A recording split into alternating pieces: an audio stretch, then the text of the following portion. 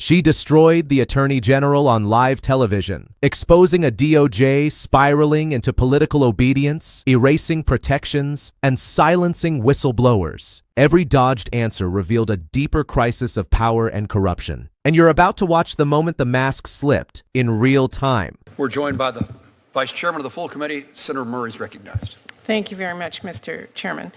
Attorney General Bondi, we are in a deeply alarming moment where law and order is being replaced by chaos and corruption and really whatever Trump wants. And your department's independence and its capacity to do its job have eroded before our eyes. We have seen respected career officials who've been fired for doing their job.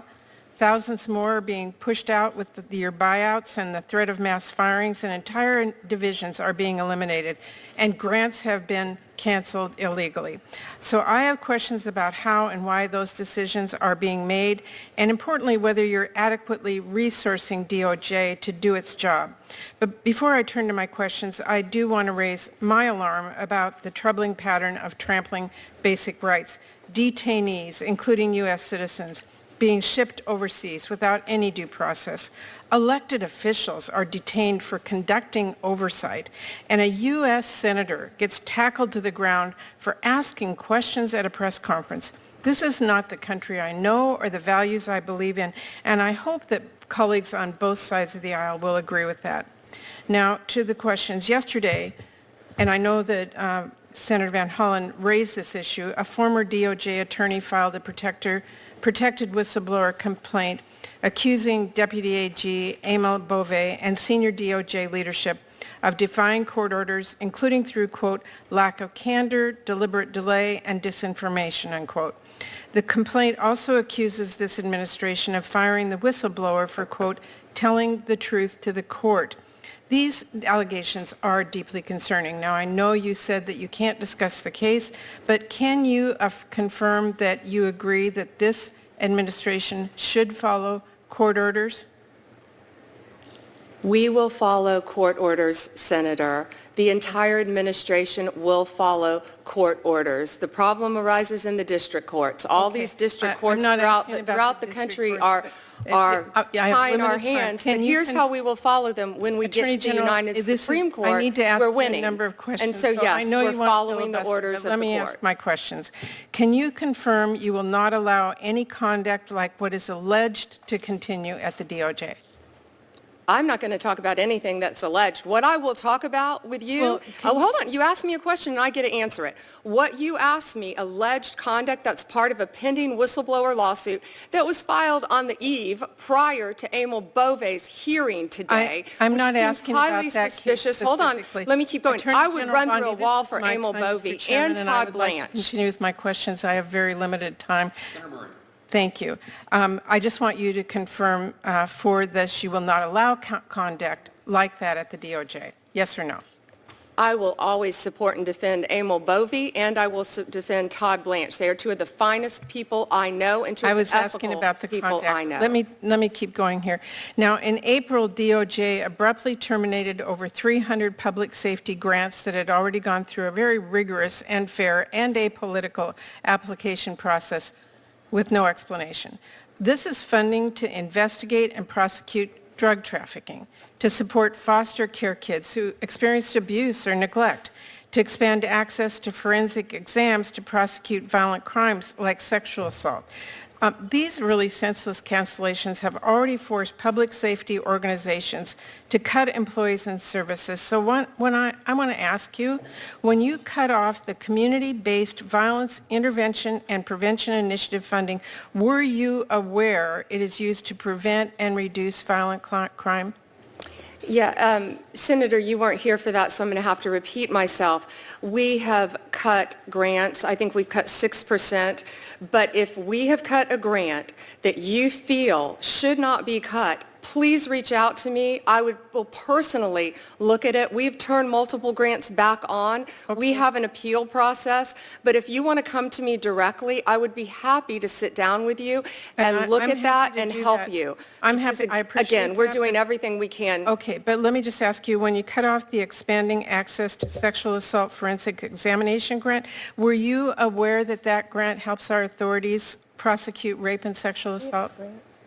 I have no idea about that specific grant you're talking about. That's why I said if you want to come sit down with me, I would never cut a grant I appreciate intentionally that. It's that very has hard anything for those to do. recipients on the other end across the country. Can you to give me get a the phone details of interview. that grant? I can absolutely do that, and my staff will get that to you, but those are two critical ones that I just wanted to ask you about today. Again, we've turned many grants back on and will continue to. If you want to call me and we can discuss them with you. Okay, in your budget request, you propose consolidating the Office on Violence Against Women into the Office of Justice Programs. In 2002, Congress actually codified the office as a permanent, separate, and independent office to implement the Violence Against Women Act. We did that to make sure that violent crimes against women receive the necessary attention, expertise, and resources, and to give the office a strong, independent voice within the Justice Department and federal government. Now your department wants to fade that into the OJP, which violates the intent of the law that we passed. It makes grant programs less effective, and it places a lot more barriers for victims and services they need.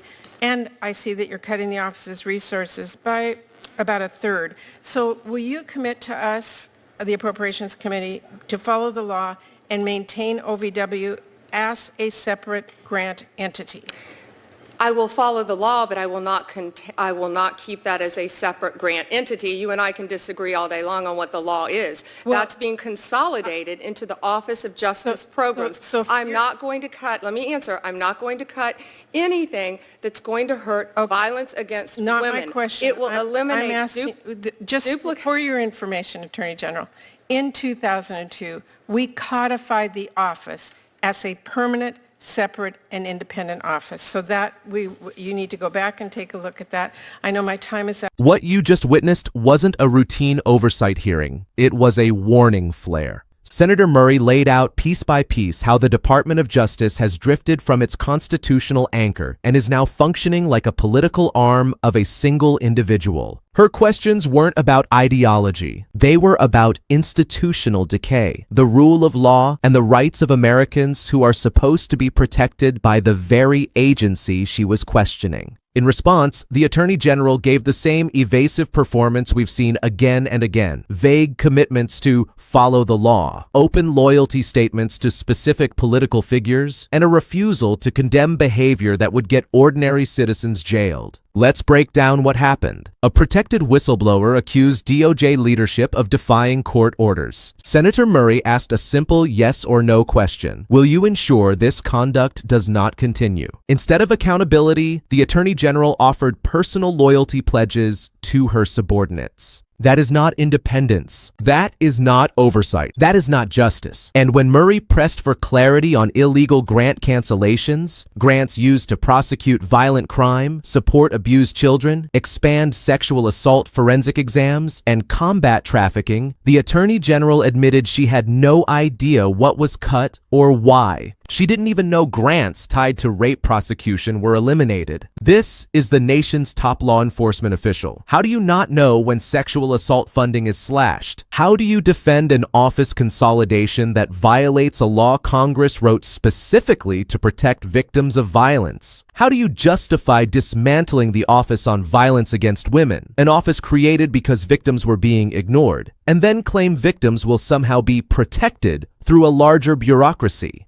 These aren't clerical decisions. These decisions affect real people in real communities. Survivors seeking justice, children removed from abusive homes, victims of trafficking awaiting help, police departments trying to process rape kits, and nonprofit groups keeping neighborhoods safe. And as Senator Murray pointed out, the pattern is unmistakable. Whistleblowers punished, grants were eliminated illegally, offices dissolved, oversight blocked, court orders are delayed or ignored. This is how institutions protect themselves when transparency becomes a threat. This isn't about Republican versus Democrat. This is about a government agency acting as if it is above the Constitution. But no one is above the Constitution. Not the Attorney General, not the DOJ, not the White House, And if Americans don't demand accountability now, the damage won't just be political, it will be permanent. The victims of violence aren't political talking points. The rule of law isn't optional. Court orders are not suggestions. And the Department of Justice cannot serve one man's interests instead of the nation's. This hearing exposed a fracture in the system, and fractures only heal when pressure is applied. So, stay loud.